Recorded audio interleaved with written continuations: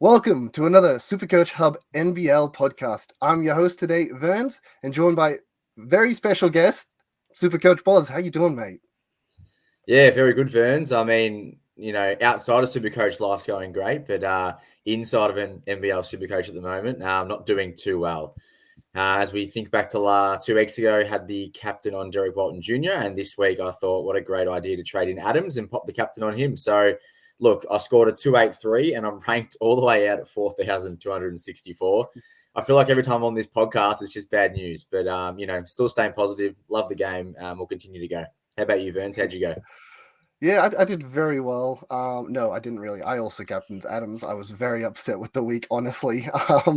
Scored only 317. Thought it was going to be my big week. I was ready to crack the top K and somehow moved back almost 400 places to 2,277. And I'm pretty upset about it, but we'll get into that later on. Now, not that I don't think you're actually a special guest, Boz. I love you. You're special to me. But Thank you. The real man of this podcast that I'd love to see every single week if I had the chance, SuperCoach with DR. Welcome. How are you doing, mate? Oh, Verns, you are too kind, mate. Thank you very much for the kind words there, mate. You're going very well. Been back at school for about a week and a bit after the big grand final win from the Lions, mate. So the hangover's finally gone from that, which is nice. But the NBL Supercoach this year, it's been a bit of a tough one for me. Feels like there's been a bit of a black cloud just following me around. I did get in Adams last week, but lucky enough we didn't have the captaincy on him, mate. So it wasn't all bad news. So I got a 344, currently sitting at 1408. So a little bit mediocre type stuff at the moment, but hopefully this week we can start to climb up the ranks again, mate. Yeah. I mean, look, you're leaving the podcast, DR, so hats off to you. Oh, I mean, look, that's just how it is sometimes. Sometimes you spend up the big dollars for the big dogs and it all comes crashing down. And sometimes those people struggling with their money get a bit of a leg up. And anyone that brought in someone like Edwards, to save cash, they couldn't afford an Adams. They decided to budget for an Edwards. That they got rewarded this week comparatively, and feels really painful if you're someone that paid up, try to make a big play this week. So, all right. Well, look, I'm going to start us off with something interesting. I know it's only 4 weeks in, guys, but I'm honestly feeling pretty burnt about this, and I just want to cry to everyone I can. And I thought, rather than looking like a sook, I'm going to pretend it's a segment, and we're going to go through players that have burnt us this season so far. Look, Boz, you want to start us off? Who has burnt you? Who's someone that you just absolutely riled at? Well, where do I start? I mean, every week there seems to be someone. Look, if I had to highlight two, it would be Derek Walton Jr. in round 2, having the C on him and coming out against New Zealand and popping out a 9. And I know I was on the podcast speaking positively about it and saying that, he'll bounce back and I'll still probably get him back in my team at some point. So, yeah, he's number 1 and number 2 would have to be Adams this week. He was someone that was not on my radar preseason due to injury, wasn't even on my radar after his big week in round 1. And I think because my rank was so far behind this week, I just kind of panic bought someone big, couldn't afford or couldn't bring in Cooks due to having too many players kind of in that forward center kind of spot. So had to bring in a guard, chose Adams, didn't want to do it, did it, and here we are now. So, yeah, Derek Walton Jr. and Jaylen Adams. Thanks for nothing. Oh, mate, that's so rough to start. DR, what about you? Who you got?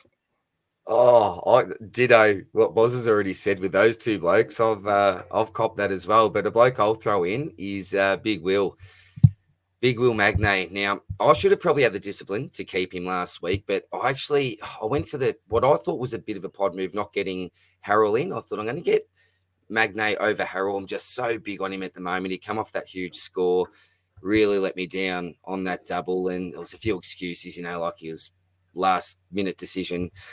Had the flu and all the rest, but I ended up trading him out again last week, and it just hasn't worked out, mate. It just hasn't worked out. Should have just gone with Harrell, locked in a couple of nice games on the double, and moved on this week from him. But yeah, he's stuffed me around, Will, but partly my decision making as well at the same time, mate. Yeah, I could feel that, mate. I mean, I'm feeling a little bit of retribution. I don't know if that's the correct word for this. But I was sitting there last week going, oh man, I wish Will missed that second game. Could have really given me a huge leg up in the competition. And then Adams, goes ahead and does it this week. And I'm like, well, I deserve that. Look, the one I'll throw out there, and everyone's going to be like, Vern, are you still salty about this? I am. I get more salty as the weeks go on. It's going to be Harrison, because this man comes out with a 43 this week. He's gone 42, 29, 43 after his round 113 where I captained him. I can't believe this. Like, it makes me sit there and think, I think the logic was correct. I mean, he's clearly shown it was correct, and Breakers just played him to perfection. But it doesn't still not stop me from being frustrated with this 38 3-round average. Oh my goodness. And he's made 60K on top of it. I mean, if you just parked him on the bench, he's making more money than a cash cow. So that's, I'm still upset about it, guys. You're all over him, mate, and you're very confident with your play as well. But it's so tough after that first week, isn't it? You see that 13, you think, I'll have to get out of it. You'd be a very brave person to stick with that pick, I think. While you've got the trades there, get rid of him. It just didn't work out. But it comes down a little bit to backing your gut, doesn't it? But as I said, you would have been very brave to hold him at the time, mate. But your logic was there, and give yourself a pat in the back anyway for being so big on him, mate. That's what I'd be doing. Look at the positives. Yeah, half a point for you there, Verns. Half a point.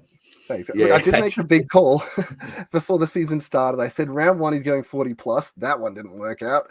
But I did say he's going to go over 400K, and I think that one's still trending quite nicely. I mean, 60K in 3 weeks, okay. He's honestly almost halfway there. But yeah, I mean, look, just randomly speaking of cash cows, we've had a few big people growing in cash so far. And I think the funny thing about it this season is it's not the so-called cash cows, as we'd normally call them. It's actually more of these mid-prices, you could say, from a pod point of, the imports point of view. Maybe it's premium point of view, if you want to call that 270K plus a premium. I mean, we've had Cooks make 45K. We've had, I think who's made the most money out of anyone? I think it's Jack White, actually, 105K. Which is, it's crazy. It's why we all started him. He's made so much money. Hertz made 77K on top of that. And it's kind of crazy where all the money's coming from. It's not these cheapies that we were holding on to. I mean, look, Hickey came out this week massive, earned 30K, and I'm so mad at myself for trading him. But, it's not the Roccos. It's not really Tui earned about 30K or so. It's not really these cash cows. It's actually the more elevated price guys. I think the only guys that are really cash cows that made big money would be Lepepe. I mean, 95K on him. Oof. Yeah. He's made massive money. And that might honestly be it. I mean, maybe Gak made 34K this week, but it's still only 47 overall. So, yeah, right now it's definitely favoring towards, I think, if you spread your money at the start of the season and you went for, I think, the 6 premiums where you were running a 277K guy on the bench, I think you're making more money that way because you avoided these rookies like Glover and stuff that just didn't really do anything. Like, they didn't make money. In fact, some of them lost money. It's pretty rough. I mean, I guess you guys give me some comments on that. Yeah, well, I think firstly we spoke about that in a preseason podcast here on the Hub that there were interesting kind of structures that teams were kind of looking at, and traditionally I wasn't one who's played NBL fantasy in the past until it came to a SuperCoach format, and a lot of the guys on X were telling me that in the past, kind of when it was just NBL fantasy show, I should say. That structure was the one they would often go to, getting in a lot of those 277 import price players. And it obviously has shown that that's a structure that's kind of worked this year, a bit like the mid-price madness in the AFL SuperCoach format, DR. Yeah, well, and mid-price madness in the AFL SuperCoach format, mate, is always fraught with danger. But excuse me, as I said, this year, it's probably been the way to go, hasn't it? As you mentioned, Verns, in regards to value, you've got your Pepe types, and we all thought Henschel could have been this massive cash cow, but all of a sudden, the bloke stalled, and really, he hasn't made that much at the end of the day. So, absolutely with you, and being very new to this game, I must admit, last year when I started, I didn't even realise that the bench players scored 50%. So I just went with the old 60Ks on the bench and found out very, very quickly that I was behind the pack. So, yeah, it's been interesting to see different strategies that have worked, but I think focusing on those blokes, around those mid 200K, that's been a pretty good way to go about it this year. Yeah, and look, it's very similar to the AFL mid-price madness as well. I mean, if these rookies pop off because they're so cheap, they're going to make so much money so quickly.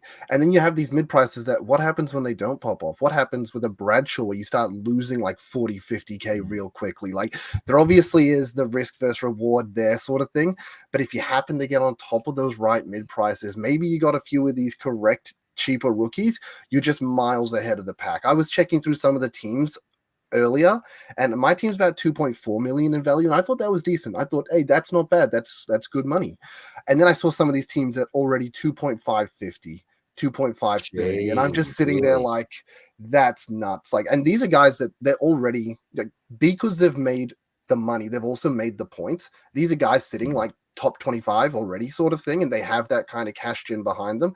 And you just got to sit here at this point and be like, how do we catch them? They've got the money on us. And then you got to think as well, we had this exact situation with Adams this week where paying up for the big dogs doesn't always work out. So that's something to keep in mind, guys. Like, it might feel like we're behind the pack right now. It might feel like, you've hit a bit of a brick wall and it's going to be very hard to move from here.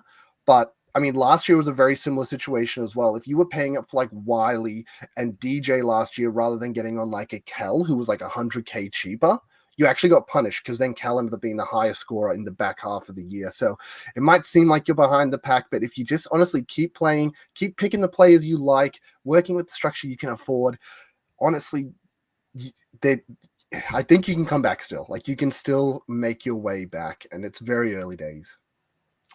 Yeah, one question I'd throw out is how many boosts, for example, have these teams used right at the top? Like, have some gone right out and just gone really hard boosting for cash cows? So maybe their strat early on was, let's just make as much cash as we can this first few weeks and boost that way. Maybe leave one for the back end for one of these red rounds. So that'd be interesting to know, like the percentage of boosts that the top teams have used so far. Because I'm with you, Verns. I was looking at the team value, and I'm the same as you, about 2.4. And I was thinking that's pretty good. It was only until you just mentioned that people at 2.5.5. Jeez, it's like, I'm pretty far behind. What can we do now to really get back? Do we focus more on that cash gen for a little while rather than the doubles? It's a bit of a balancing act in a way, isn't it? Yeah. And look, it does seem like a lot of money, but that is the difference between like an Adams last week and a Edwards this week, which, it doesn't feel good going into the week, but doesn't mean it can't work in your favor. So definitely keep that in mind. Boz, what about you? How's your team tracking money-wise? Oh God, I'd have to actually have a look at that, to be honest. I reckon if I get up my team now, I reckon I would be probably at like a 2.35. So well behind in all areas. So got a bit of work to do.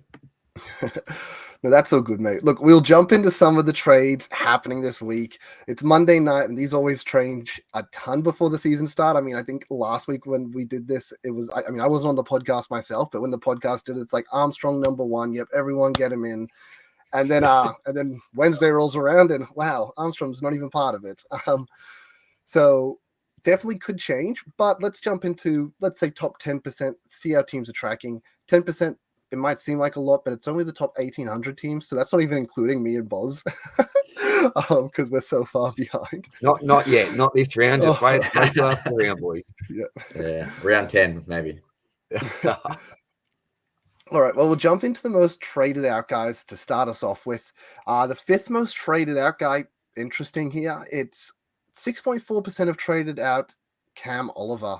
How did you guys feel about Cam Oliver? I mean, this weekend, this is a trade moving forward. DR, we'll start with you. I was actually contemplating it myself. I was thinking maybe an Oliver to Menenga trade might free up a little bit of cash for me, and then I might be able to bump up that guard spot to someone like a PJC. So, look, I don't mind, but again, he does have obviously the single with most teams this week, and then he's coming up for a couple of doubles in a row. So, look, I can see why you trade him out if you want to keep on to your Hickeys and these types, depending on who you've got on the bench. But I think he's fine to hold knowing that he's got the two doubles coming up. And I think with his break even, it's pretty much around his average. So I don't think he'll lose too much or make too much. I think he should sit pretty much around his mark, give or take 5 to 7, 8 grand, I reckon. Yeah. Boz, what about you? Yeah, I somewhat agree there with DR. I think Oliver is probably team by team, depending on your decisions you have to make. If you need to get rid of someone at a higher price to get in, let's say a PJC, he's someone you can obviously get rid of. But if you don't really need to get rid of an Oliver and you can, have him on a single on your bench this week, and you may as well keep him, because then you're right, he does have those two doubles coming up. And look, from what I saw on the weekend, his game one was really impressive. So that second half he came out, I think he actually started the second half. Gorgon lent more towards him, and I think he ended up with about a 30 by the end of that first game, and signs were looking good for that second game, but again just came out a little bit flat, didn't get played as much. Cook's got more minutes, obviously he was battling the flu in that first game, and Oliver ended up kind of scoring around his break even. So look, he won't lose money, he probably won't make you any more money.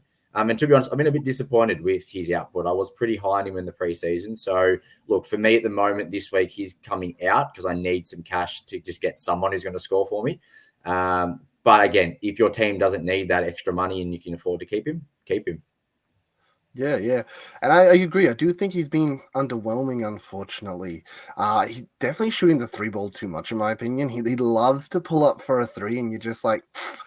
Look, you're pretty hot early on, but this week he definitely wasn't on. The week before he wasn't on, and it's like, okay, get it. Your first few games, you were splashing them. You were comfortable. You were confident. You were hitting them. It's not dropping anymore.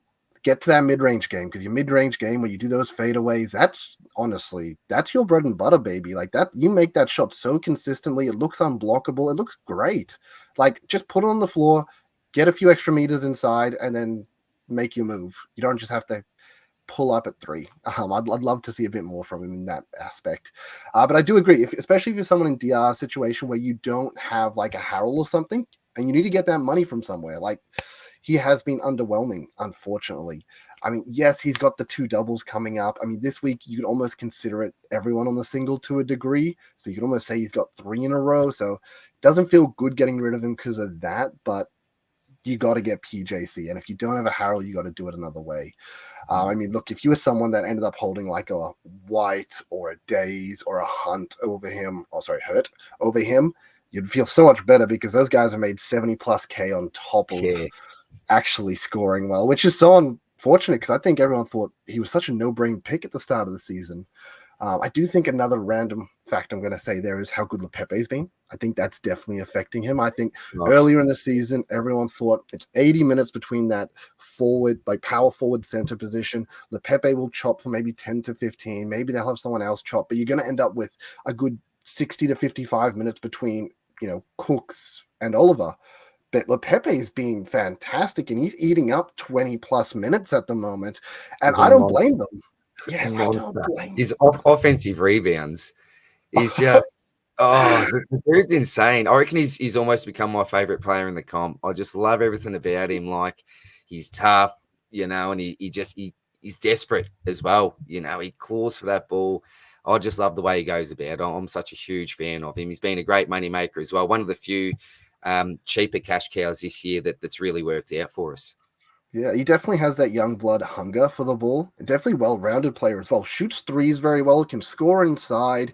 And then, as you said, he gets the rebounds too. I did find it very funny in the broadcast where he's on 5 offensive rebounds as he gets blocked and catches his own ball. 6 offensive rebounds. Yeah. We'll jump on to the next one. Kieran Galloway. Oh, you can tell this is a bit of buyer's regret right here. I think he's better when Armstrong was in the team. I think we saw that when Armstrong was in the team. He facilitates the ball, and Galloway's shooting has been phenomenal. He's off the charts percentage-wise, 70+%. He's just only shooting 2-3 shots a game, which is unfortunate. I think that was definitely up when Taran was in the team, though, because he's able to find him a bit better. I do think there's less facilitating without Taran in the team. Latimer, I forget his name actually. Ladham? The blonde guy. Adnam. There we go. Yeah, I feel like he likes to shoot a bit more than pass. McCoy has been very disappointing, and I think, yeah, buyer's regret here, but he's got a double coming up next week. You can just hold him on the bench. Is he really someone you have to deal with right now? That would be my question to people. Why are you trading him? Are you trading him because you need money for PJC and him going down to like a LePepe gets you that money or something like that? Okay, fair enough. I'm not going to fault that. Are you trading him just because you're upset with what happened? That's it's not really a good enough reason, in my opinion. You brought him in for a reason. Didn't have a great game. It sucks. But plonk him on your bench. He's got doubles coming up next week. And then maybe deal with him after that. At least that's what I would think. Yeah. DR. Well, it's actually interesting that you bring up Oliver and Galloway because I'm pretty much trading one of the two, I think, this week. Either way, I'll have enough money to go up to PJC, which is the absolute non-negotiable this week. So it's like, do I go the Oliver and just bank that extra coin so that I know that I can make some extra moves next week, or do I go with the Galloway? 25 for break even on the single. No, he's got a double. Oliver's got the better fixture coming up. That's the big decision that I have to make, I think, mate. So as you said, with Taran in the side, he looked like a better player. Do you know the timeline on Taran here at the moment when he's actually due back? It's hard. He was meant to be a week, but he's also like the keystone of their team. So if they need to take an extra week, they're going to take an extra week with him. I don't see them putting him back without them feeling like he's at least 100% though. If they're putting him back, they're going to feel like he's 100%, which then I think is debatable. That is Taran someone that we need to trade in if he ends up coming back this week? Something to consider. Break even. Yeah, Boz, what about you? How you feeling about Galloway? Yeah, I think he's got a great stat set. So, he's a 3-point shooter, so he can score really well. Decent rebounder, steals and blocks as well. So he has that stat set, but it's just about kind of the output game by game. And watching Cairns over the weekend, I noticed that on defense, he was a little bit slow and reactive. And I think he got blown by a couple of times. And I think that was something that Adam Ford kind of thought and remembered going to that game too, because he actually didn't end up starting game two. Yeah. Gak ended up getting the start. So I don't think Adam Ford liked what he saw in that first game from Galloway. And look, Adam Ford's a coach that always backs his guys in and he will give second, third chances. But when you got someone like Gak and Wardenberg, who both played tremendously over both games, he's going to also reward those players as well. So, look, there's no reason why Galloway doesn't come out next round and puts up that 25 and hits his break even. But at the same time, I can kind of understand why owners would be disappointed, because you could have got Gak for 40K cheaper and he outscored Galloway, tremendously. So, it's that kind of forward position where Adam Ford likes to chop and change depending on who's playing well. So for me, it's pretty much, again, if you need to get that money out to PJC, do it. If not, just hold on to him, because you will get that double the week after. And maybe he comes out and plays how he played last week, where he played actually really well. Yeah, I mean, Gak was sensational, and he's a real double threat. Pleb put out a stat on Twitter where, once I think he has over 15 minutes, his actual average was in the 20s for SuperCoach points. And it was definitely something that made me go and look at Gak and think about it, but I really liked Galloway more. Which maybe that's a little bit of bias there, because I love just watching a man shoot threes. Like, there's something so satisfying about a man just go splash, absolutely, splash. Mate, yeah. I mean, Bryce on the weekend as well. He's so crazy, satisfying. Man. Nuts. Yeah. But we'll move on to the next one. So the next third most traded out player. This one's understandable because we don't even know if he's going to be playing. And the answer is it's Jaylen Adams. Like, first of all, there's a ton of money in his head. So if you need to get to PJC, who better? Who better than move to PJC? 2, is he even playing? I don't know. I couldn't answer that question right now. DR, how you feeling about this? Not good, because I brought him in last week and I really didn't want to. I was so worried about leaving Illy there on a single with Daly back in. I thought it's just too risky. Could he pump out a 10? I'm just not willing to do it. I really want to make a big move this week and brought him in. But look, it's like his break evens right up there with the biggest in the game. And 60s, I think that he's just the stepping stone to PJC. I think it's as simple as that. You could hold, but look, if he's back, do you boys see any merit in holding and just hoping, knowing that he's going to lose money obviously this week, but could he come back in the next 2 set of doubles and potentially get back at that close to that 400k mark by the end of that? Boz, we'll go to you first.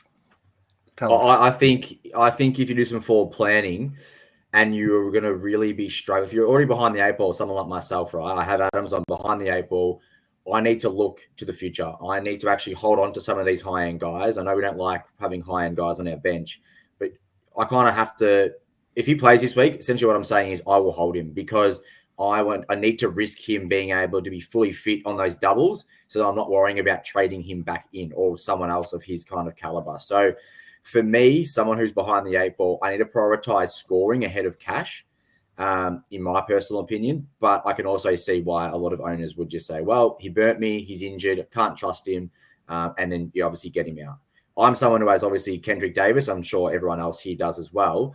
And I've seen a lot of people kind of saying, oh, I'll keep Kendrick Davis on the single. But then you have to think that following week, Davis has the single again, whereas Adams has a double. So potentially if Adams does actually get back and he's fit, you then get an extra game out of him. So yeah, it's obviously it's a injury watch this week, and hopefully we find that information out earlier rather than later. But for me personally, I'll be keeping him if he is playing. Love hearing that, Boz. I'm actually in the same opinion. Someone that I do want to be holding. First of all, I mean, 26% of the top 10% just traded him out. So he's only owned in 10% of teams. If we do hold on to him and he comes good, it could really sway it in our favor. The other thing here is, as much as we talk about, high break even, does it really matter if we plan on holding him for 3 weeks because he's got 2 doubles after that? There's a good chance that he'll make that money back in that time, sort of thing. Or even if he doesn't, he's going to make up enough points to justify, he lost 30K. Oh, well, what was he, the 5th highest scorer over the last 3 weeks? Yes. Cool. I'll take that. So definitely someone I want to hold if he's playing. Same situation, Adams and KD myself. It doesn't hurt to hold KD for the one if Adams is out, but I don't want to if I don't have to. Yeah, absolutely. And I think if you read on Twitter, Adams did some Pilates today. So that for me is just an absolute lock that he's back, working on that course. Who posted that? Do you remember? I think it might have been, was it Pleb? Yeah, it was definitely Pleb. Yeah. Sorry, when I said Jai, I mean Pleb, yes. Yeah. Like it, I hope that answered your question, DR. Well, it absolutely did, because I'm in that position. I was forward planning with Adams, thinking when it comes to those 2 doubles with Sydney, I've got the 2 big boys there, Adams and Cooks, just waiting for those 2 doubles. And along with planning to have PJC there next to Jaylen Adams, I thought having those big 3 on at least 2 doubles all together in a row, that's some good points there. So that was the move that I was looking to make. So if I can afford to hold him, I absolutely will. So if he plays this week, I'm with you guys. I'm holding, and it's Kendrick Davis out. If he's out, though, we have to trade, don't we? There's no planet where we hold on to Adams and play a hickey on field for the week. Is there? Surely not. Yeah, 100%. This is the only thing that would be interesting, though. If they run him as a game time decision, because they play the Friday night, it's very tough because New Zealand have that Thursday night game. A lot of people's targets are going to be New Zealand guys. So it's going to be very, very hard to kind of hold off on that, pulling the trigger. So for some people, depending on the trades they're planning to make, they'll need to actually make them prior to potentially news of Adams coming out. So it's actually going to be quite interesting. It also, I guess, depends on what you want to commit, because you could trade in, say, your 2 New Zealand players you want. Friday rolls around and he's not playing. You could always pop a boost and move him to a Doyle or something, who, yes, has the double this week, then a single, but then 2 doubles in a row. So we'll have 3 over the next 4 of doubles. So still has a good fixture, has been in pretty good form. It sucks because you'd have to pop a boost, or even if you just use 1 trade and hold the second trade, it doesn't feel good. Definitely doesn't feel good. So we prefer not to do that, but it's not the end of the world if you chose to wait. Especially Doyle coming off a 0 in his last game with 7 turnovers. You'd be. Did he actually? No Yep. bloody way. No That's it. way. What? He scored Absolute a 0. duck egg. Wow. It's Wow. 80 I had not something. seen that. 88 is his break even, I think, from memory. It's Yeah. high 80s, Yeah. I'm pretty sure. I feel like a lot of people would just choose a Crawford just purely because he's made, or probably has a better, I assume he has a better break even, and he's just come off a really interesting game where he actually showed something for this first time this season. So, yeah, Crawford could I be guess one of these New Zealand guards, I forget, they have one guard that's doing all right. Mooney, I think he's doing okay. Mooney, yeah.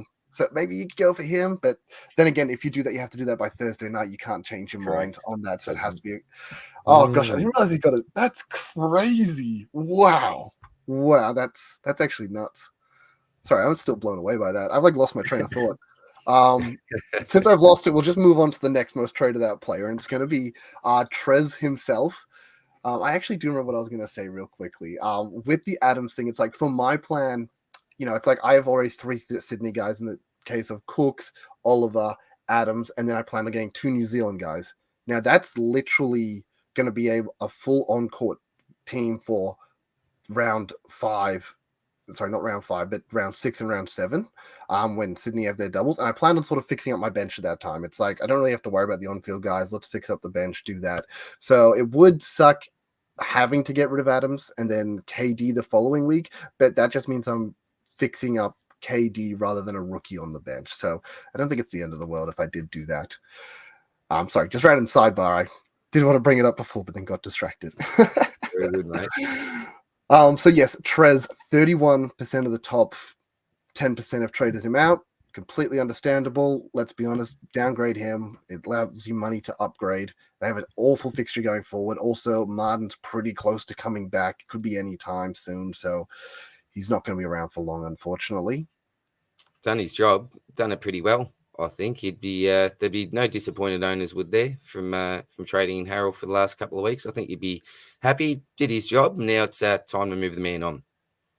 Yeah, super simple. I did read today that they're actually in talks of extending his stay. So potentially they'll be, because they have an extra import spot, they can obviously just offload maybe one of the marquee players, I think it is. So it'll be interesting to see what they do with their roster to fit him in, but they are in talks.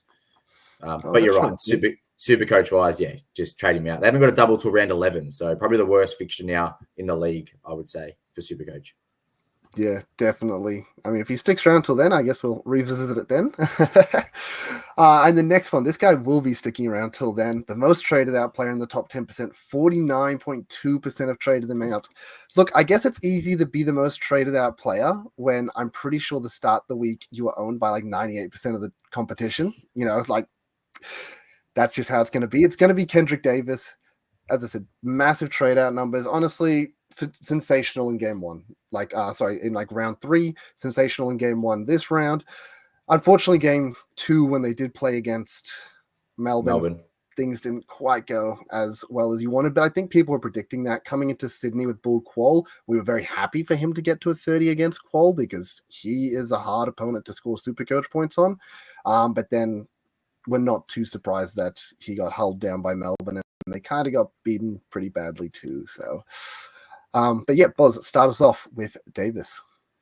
Yeah, look, I think I was watching that Melbourne-Adelaide game, and Melbourne did a really good job of just not allowing him to catch the ball. He was double-teamed at all times. As soon as he got it from an inbound, he was double-teamed, had to get rid of it. So they were pretty essentially, running a bit of a tag on him with Illy or Daly, depending who was on the court. And yeah, he really didn't, get the opportunity to do anything. And look, to be honest, at 3/4 time, he was actually on 19 SuperCoach or 17. And he had a few really clumsy turnovers at the start of the fourth, which actually put his score down.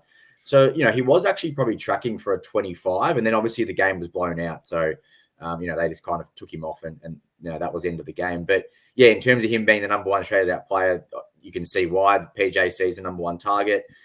It's the obvious kind of, get rid of KD, get in PJC.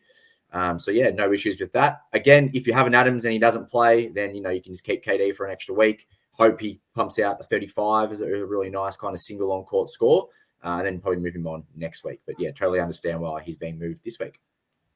Yep. DR?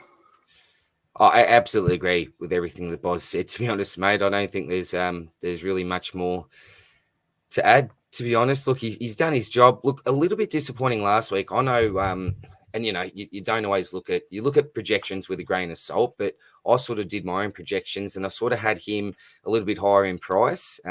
With my plans to move him onto PJC. So, still did his job, but as I said, very underwhelming in that last game. And I love the way you brought up taggers there, mate. I was actually going to ask that.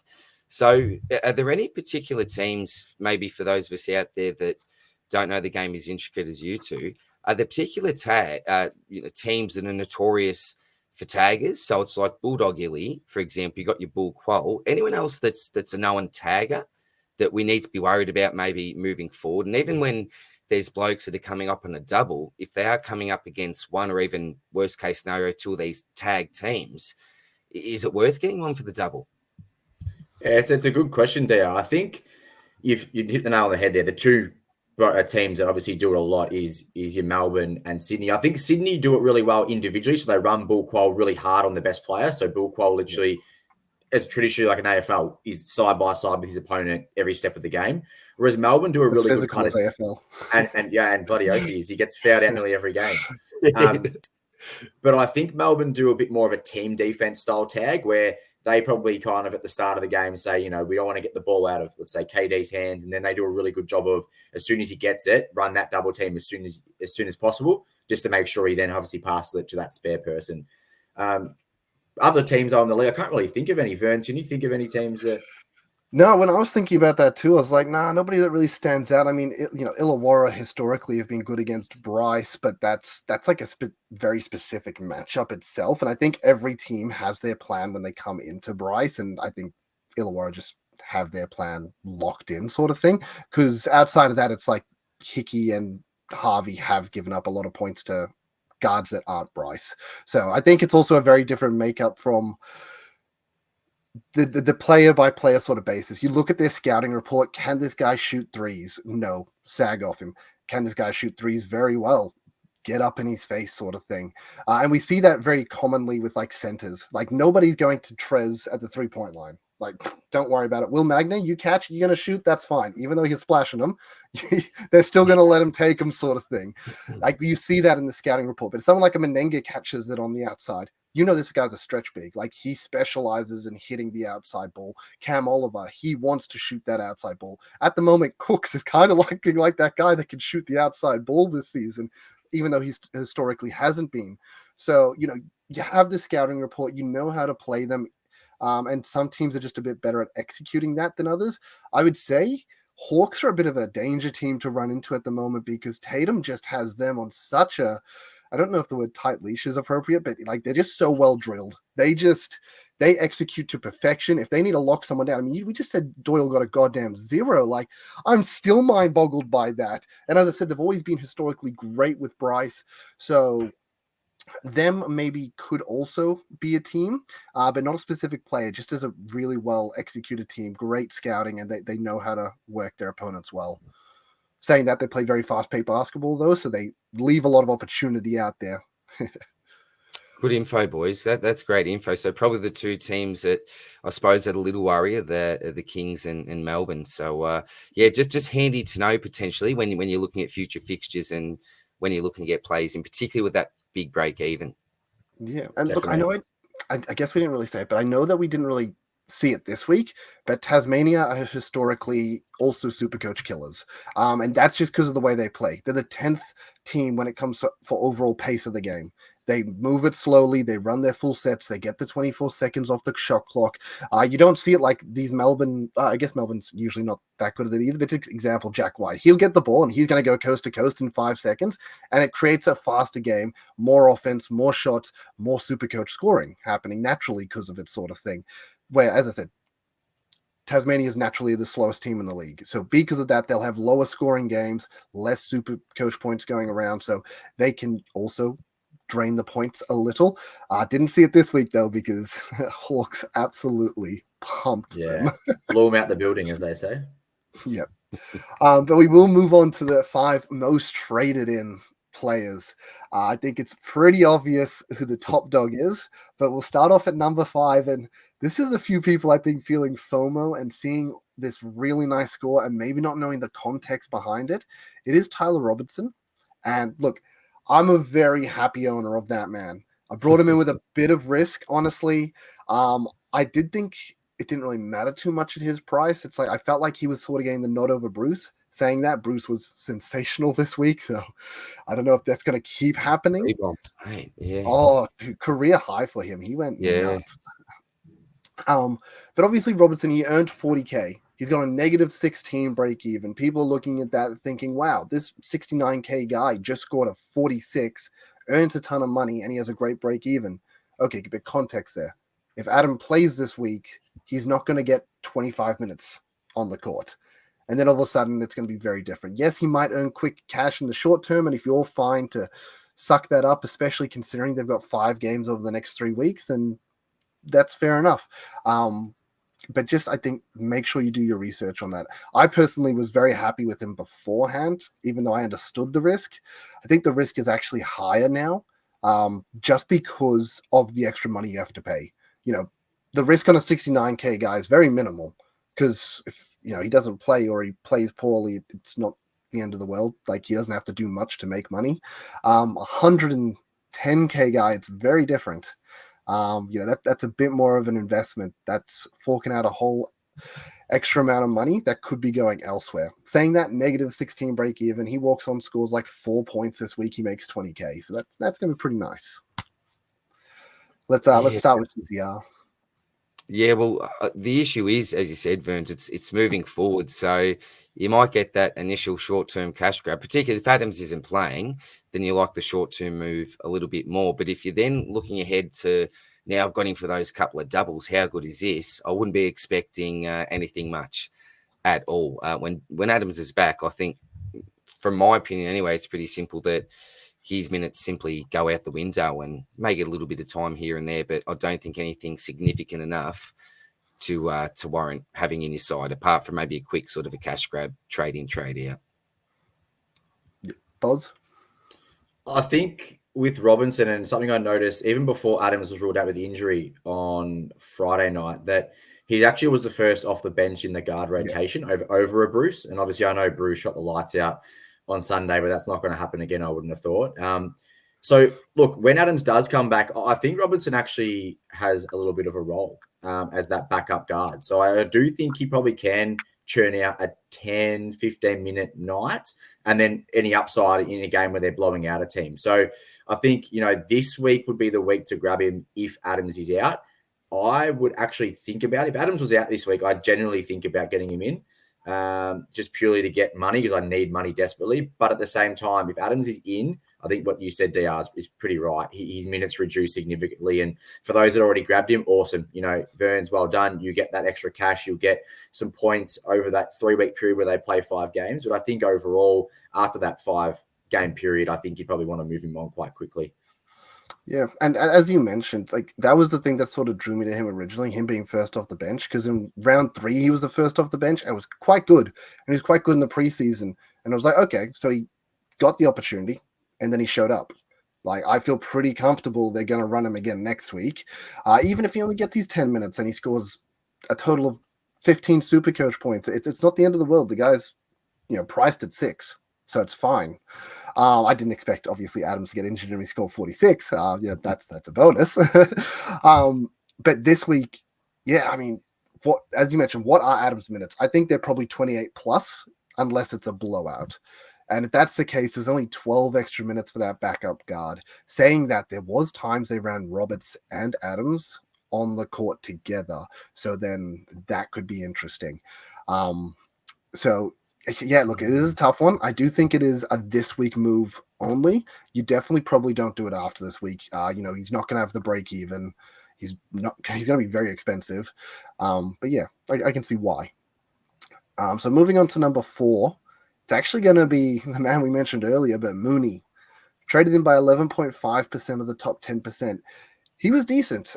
He scored a 23 and a 27 in his 2 games that he's played so far. When they were over playing the NBL/NBA games, I think 1 game he did nothing, but the other 2 games he did decent. I think he was the best player in the game against OKC, and he was decent in the first matchup. So I think from what we've seen, he's probably the second best SuperCoach scorer for New Zealand behind PJC.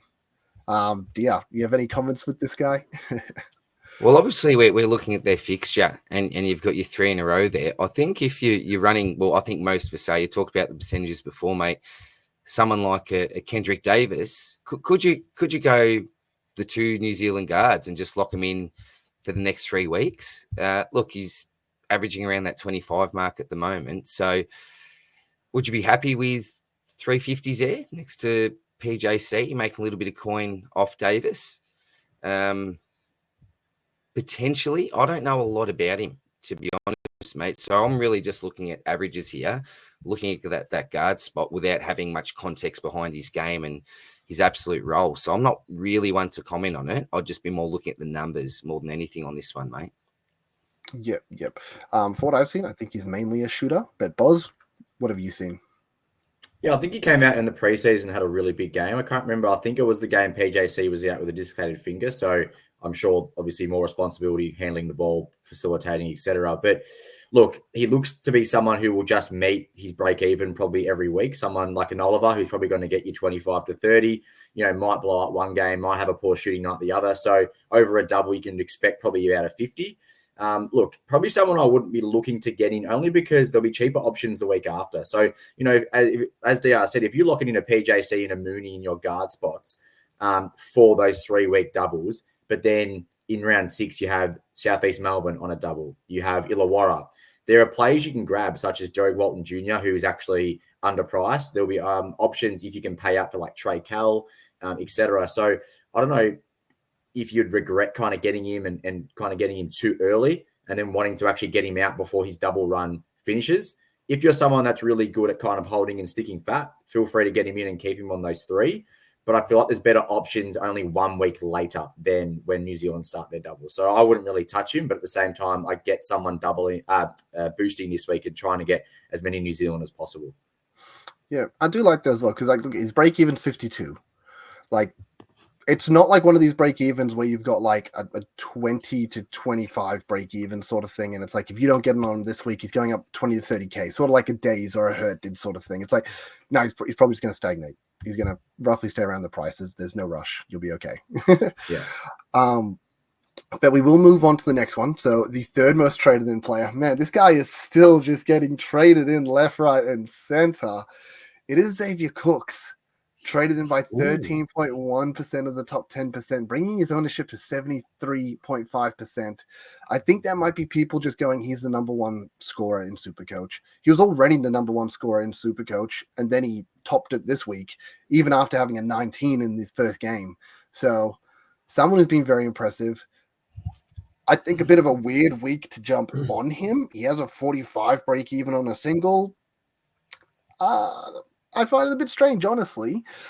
But yeah, well, the reason why I find it strange is because we know who the number 1 must-have is this week, and we know what his price is. He's already over 400K. So what are people doing that are getting in Cooks? They must be getting PJC. Like, everyone that plays the game must be trading, mustn't they? You think so? Yeah. So to be getting Cooks and PJC in, look, it's handy to prepare for the next 2 upcoming doubles and getting him in this week. But, yeah, I think it's a bit of a weird one, potentially looking at his price when we got PJC there. I don't mind it if you can afford it, I suppose, in order to prepare. But, yeah, I'm very surprised, to be honest. I'm pretty surprised. Yeah, Boz? Yeah, no, I'm the exact same. I had no idea Cooks was in that top 5, to be honest. And I guess if there is a lot of people out there that can afford to get in a PJC and a Cooks to prepare long-term, I envy you. And that's all I will say. Yeah. Look, it might come down to those that were already prepping for PJC. They had 100, 120K sitting in their bank. And then all of a sudden, Adams isn't, you're trading Adams. And it's like, okay, well, you didn't plan on trading this guy that's almost 400K. You didn't need the 100K for PJC anymore. But now that extra 100K can go on top of your Trez, and you can get a cook. That's the only logic I can see behind it. That's the only situation where I see you making that move. Because otherwise, this is ludicrous. And even in that situation, I still think it's ludicrous. I mean, do you already own Magne or something? Like, he's got a high break even. It doesn't have to happen this week. Do it next week. Is there not someone else that's jumping out to you? I mean, maybe you're looking at this saying he's going to outscore any of these New Zealand guys or any of these Tasmanian guys on the single, and then he's got the 2 doubles after that. Maybe that's what they're thinking. Yeah, I couldn't put my finger on it. With you, mate. Yeah. Awesome. Well, we'll jump into number 2 here, which, look, I'm kind of surprised what his break even was. I know his break even before this started was actually 0. But that was taking into account his round 1 score with his round 2 score. Now that the rounds have come around that he's got the double, it cuts out his round 1 score like it did previously back in round 3. So it cuts out his round 1 score, which now elevates his break even quite significantly. Because I would have thought with his 0 break even on a double week, it would maybe be like a 10 to 15. But the point it's gone all the way to 25. And it's a bit unfortunate. Means that we're paying, we're not getting as much bang for our buck as we sort of wanted. I thought we're bringing in Menenga. We're probably going to make some great money on him, and he can just cover on the bench for these, very good New Zealand run. But look, it's probably still true. It just doesn't bring as much dividends as what it would have if you included that round 1 score. Yeah, well, it was similar to, it was going to be similar to the Benny Henschel situation until he obviously that changed, given the fact that he was out. But that's super frustrating. That's really frustrating. I still think he's a decent trading option. He's got that DPP status. He was at forward center. You can rotate him if you need to for a few weeks. But yeah, if I think he'd be more of a must, and I'm not going to say must have, but more of a decent option if that first score was included within his break even. So it takes a gloss off him as a pick in a way for me. But I think given the fact he's coming up for 3, he's at around 150K. There's a few blokes that you could move on in order to get him in and make a little bit of coin, like your Olivers, like your Galloways, if you need to do that. So I think he's at a decent price point. But I don't know what to expect money-wise. Yeah, I do think, I kind of just covered the SuperCoach side of things. But in reality, he's starting for them. He's starting, he's playing big minutes, he's looking good out there. He is actually a double-double threat. So I think as a genuine player at the price, he's a steal. It sucks that, yes, his break-even isn't lower, but I still think he's a good grab, nevertheless. Boz? Yeah, no, I like Menenga. I think we saw last season in Cairns when Ford did give him an opportunity. I think early days he wasn't playing much, but there was a stretch towards the end of the year where he was getting up to those 25 to 30 minutes, and he was putting up some really, really nice lines. And at that time, I think you could get him for 69K. So, he shows that he can score big. He's that double-double threat, shoots a very nice left-handed 3-point jump shot for a big man. And that's that versatility that New Zealand needs. PJC driving into the lane, attracting defenders, kicking out to Menenga. I can already see it happening this week a couple of times. So, yeah, he's a no-brainer for me. Get him in.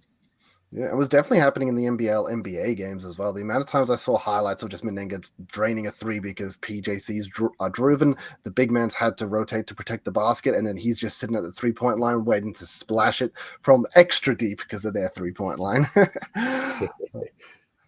But look, with that as well, I mean, Menenga always has a special place in my heart. As you mentioned, last year, he probably dropped down to like the low 100, 110s, 120K, and then got up to like 250K because he got like 3-game stretch where Ford's like, you're my guy. And as much as we always criticize Ford for that roulette that he had going with the centers, he made us a lot of money at times. Like Robinson just coming in, making like 60K in one game, and if you got off him straight away, you banked the 60K and chilled out.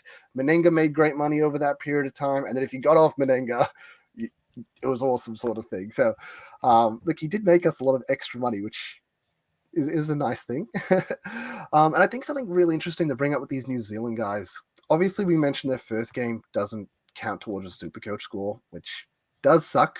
But it doesn't mean, I guess it doesn't mean that all it means is they have to perform to the same level they did in that first game to sort of make up for it. Which do I think Menengue can do that? All he did in game almost to 20. It wasn't crazy high. It was just a 20. Can he get a 20 again? He probably can. And then if he gets a 20 in game one, his break even's only 5 points higher than that. If he can then rack up another 20, 25, he can get 15 to 20K and probably be a bit of a nice little slow burn as he increases in price. And the next guy, number 1 rated, as we talked about, this is probably a big reason why people are going to Menengue as well, because it banks the money to then go up to PJC.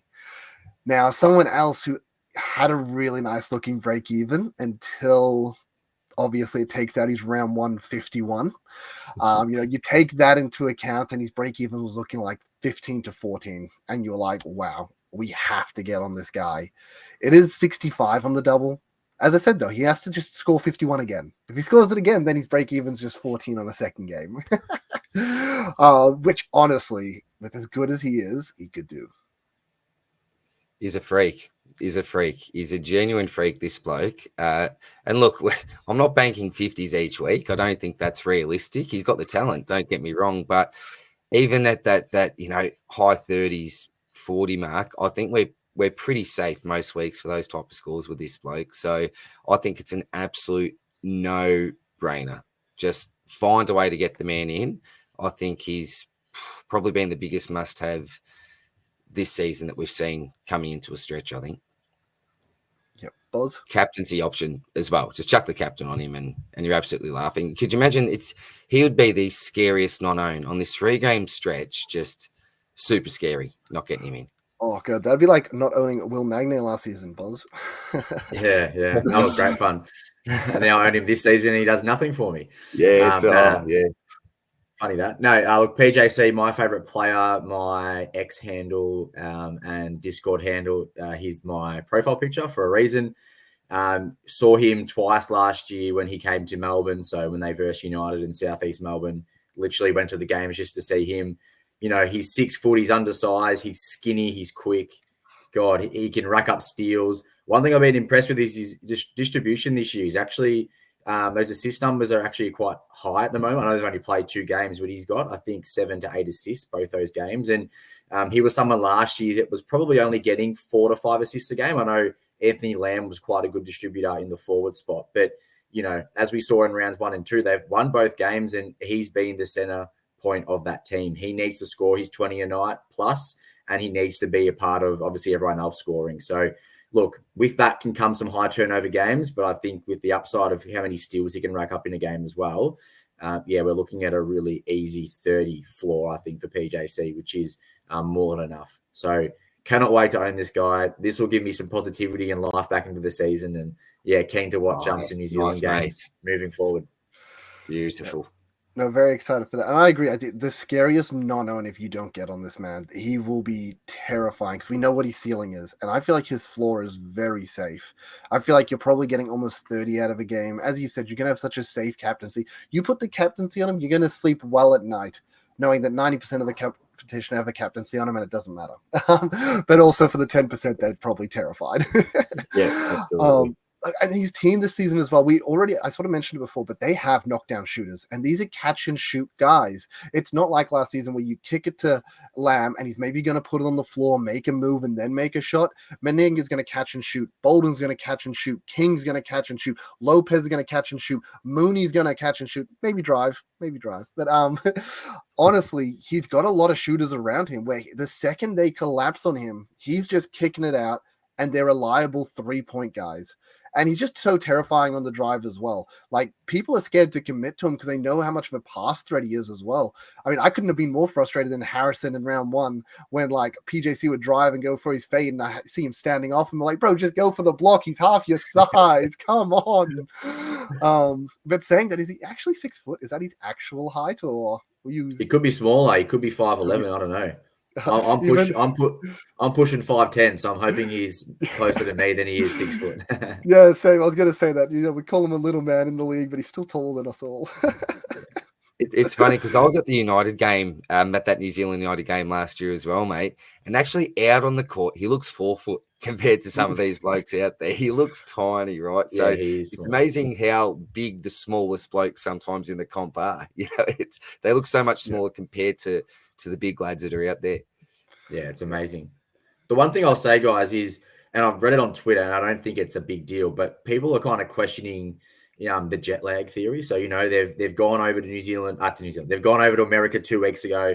They've played 3 games, and now they're already coming back. Is that travel going to affect players? But you've got to remember, these guys are pros. They've played all over the world. PJC's played in Turkey. He's played in Italy. He's played in Germany. So, I think these guys are used to the travel. They're used to just kind of showing up where they have to and performing. So I wouldn't probably let that scare you off picking any New Zealand player, to be honest.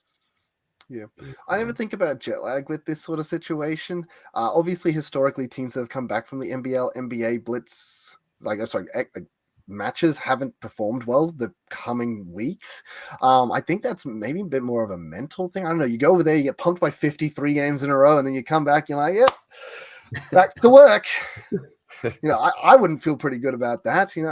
Saying that, they definitely had times in these games where they were competitive for like 3 quarters and then got blown the hell out in the 4th quarter. And you're like, come on, guys, you could do it. I don't know if the 3-point line makes a difference as well. Obviously, being that bit more extended sort of thing, you come back and you're an extra step in, and that just puts your shot off a little bit sort of thing. I'd hope not. But yeah, definitely historically, it hasn't gone well. But look, just before I guess we jump into captains, just because I didn't cover it at the start of the video, I will thank everyone for tuning in to the podcast today, for liking, subscribing, for the consistent injections of SuperCoach content directly into the YouTube feed. But we will jump into our captains. And I think there's only one answer here, and it starts with a P. We just spent 10 minutes talking about it. It's got to be Parker Jackson Cartwright. And if you're not trading him in, you are absolutely mental. Any other honorable mentions in this week anyone wants to throw out? Magnay. I was just going to say anyone else. Yeah, I'll look, I'm the same. I haven't really thought of anyone else. I probably will play it safe with PJC. But I think, for those that have held Magnay or intending to get him back in, potentially he has a bit of a redemption week. He's been a bit flat the last couple of weeks, and I know they've got a big matchup against Sydney. I think he really thrives off those kind of blockbuster matchups, Magnay. So I know if you want to be a bit left field, feel free to lock it into Magnay. And I guess if you're confident enough and got the balls, I would say Milton Doyle, if you get him in and he's coming off a 0, feel free to throw the captaincy on him if you want. So they're the only 2 I'd consider other than PJC, but it's a no-brainer, guys. Yeah, no, I definitely agree. If for some reason you've lost all common sense and you do not have PJC in your team, then I guess Magnay's the next best option. But it's got to be PJC. He's going to be 100% captain. This is going to be the week where we're going to see the highest captain number across the comp, full stop. Like, if it's not 90 plus, clearly we've lost too many players already after 4 rounds of just injuries and poor captains. And 100%. Awesome. I might touch on that. Sorry, Ben. I might touch on that. I saw a lot of people on X kind of giving up, having the Adams kind of pick and saying, season's over.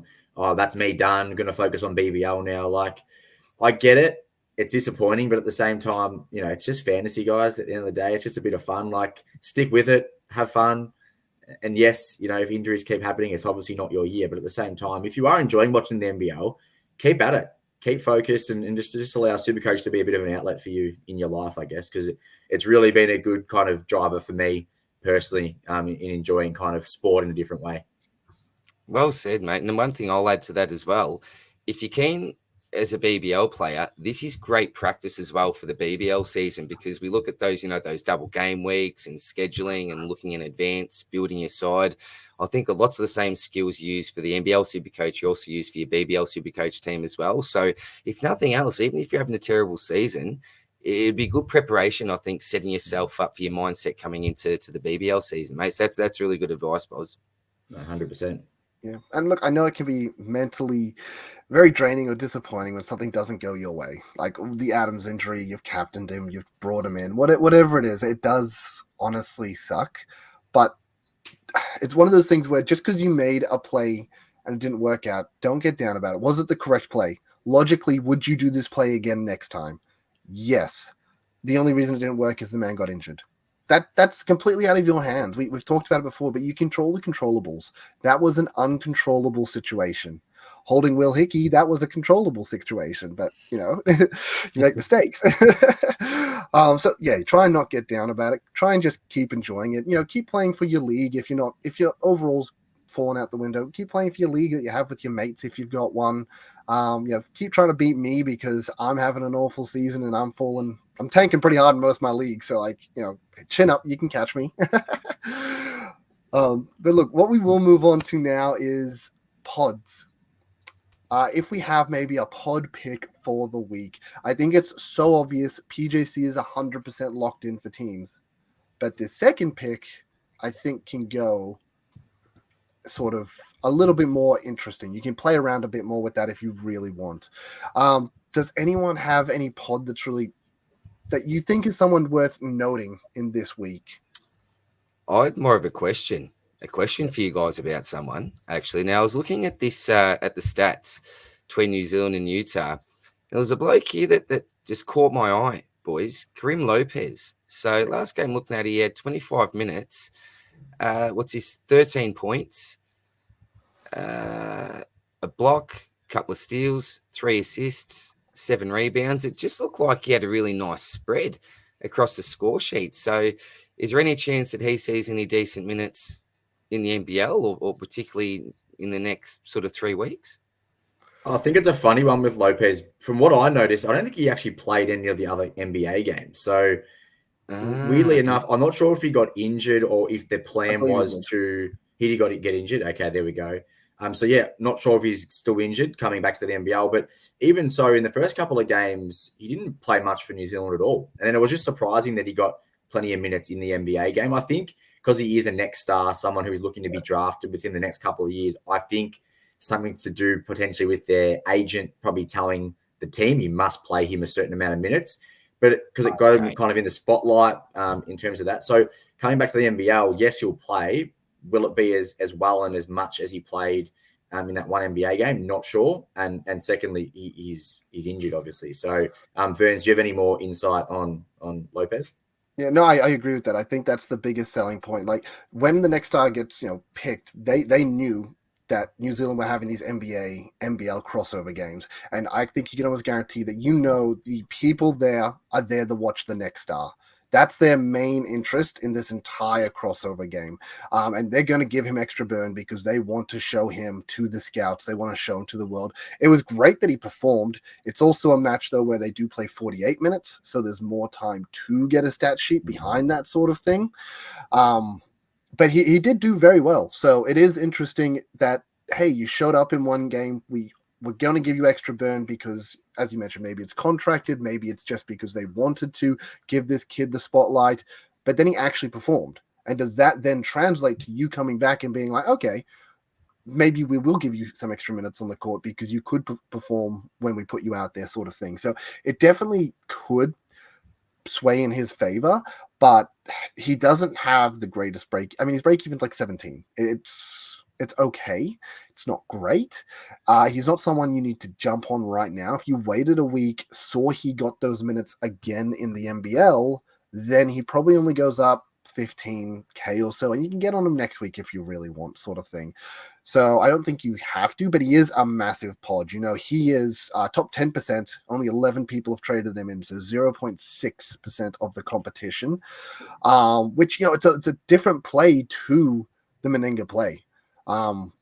Which if you're trying to make a difference, you're trying to climb up the ranks, maybe you could do that. Would I recommend it? Personally, no. I think Meninga feels pretty safe.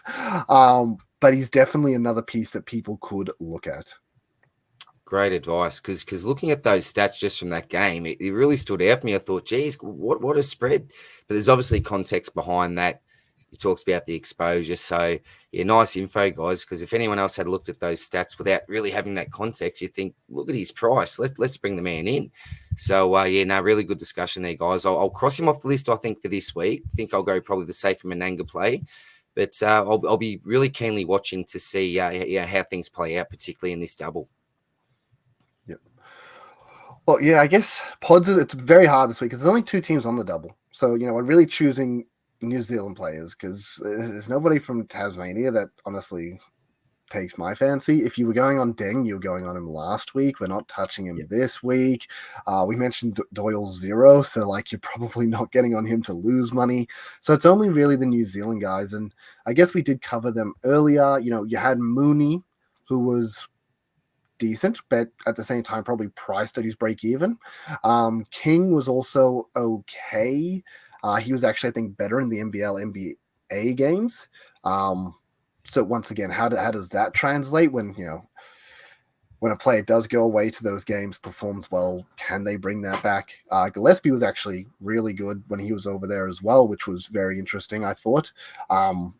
Somebody that, once again, I wouldn't jump on just yet. And then I guess the only other one that's a bit of a chop and change from Menenga is Bolden. Is very similar to Menenga. He's a stretch big. He's a bit shorter than Menenga, and they were sort of running Menenga at the 5 with Bolden at the 4 in their earlier NBL games, and they were going quite well, honestly. It definitely favored Menenga a bit more when it came to scoring, I think, because Menenga's just a bit more hungry for those rebounds. But yeah, I think a bit of a hard week to say there's any pods out there. I think, honestly, it's really just PJC and Menenga. Just pick them up, guys. Yeah, I'm looking at the list here, and there's not much else that I'm looking at anyway, mate. I think I'm just going to play it safe this week. I don't necessarily think this is the week for pods. I think this is probably just a week. You lock in your PJC and probably a Menenga. It doesn't have to be a Menenga, but I think it's a week for me anyway, just to play it safe and then look to sort of make some moves in the upcoming weeks, I think. Yeah. Yeah, I definitely think round 6 and 7 are looking juicy in terms of pods. So you have so many more teams playing that double, especially round 7 when Perth have, I think, 5 doubles in a row. So there are a lot of options in Perth that will, obviously Bryce being one, but also Doolittle and a Windler are playing really good basketball as well. So yeah, very interesting to pot it up, I think, in the next couple of weeks. Yeah, and look, obviously next week it starts the Melbourne triple games where you have Southeast Melbourne and Melbourne United have 3 double games in a row. So that's where you might find a bit of pot action, maybe moving instead of having like this Cooks in the forward line. And I don't really know who else we have in the forward line, but maybe you can get a Hurt instead. Maybe you can pot it up that way. As you mentioned, maybe a Derek Walton Jr. So you're running like a PJC and a Derek Walton Jr. rather than like a PJC and an Adams or something like that. There'll definitely be more pods to come in weeks that are a bit more diverse, but yeah, not really, unfortunately, the week for it. But look, I think we should probably cut it there. We've been chatting for a bit over an hour now. The pod talk was probably completely irrelevant to most people, so I'm so sorry about that to everyone. But I guess we'll go over last words. So thank you so much for coming on today, DR.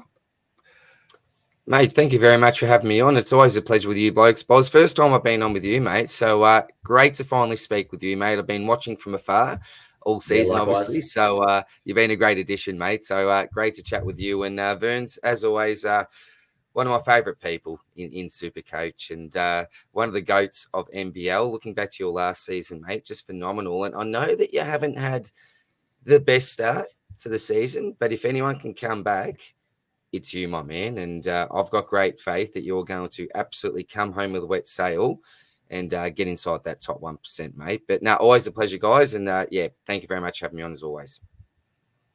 Awesome. Thanks so much, DR. Boz, final words. Yeah, look, I just want to kind of thanks the people out there on Twitter because there've been some kind people out there who have kind of, still listened to me and still wanting to have a chat, even though I'm ranked all the way out at 4,200. So, look, going to keep positive, going to try and improve that rank and going to obviously stick around the podcast and X and everything like that. So, yeah, thanks for supporting. Yeah, awesome. Well, Nice, mate. As Boz said, as DR said, thank you so much to you guys for listening to this. Honestly, do we know what we're talking about? Maybe. Might not look it from the ranks, but look, we're having some fun out here. But look, till next time, guys. We'll catch you then. Cheers, guys. See ya.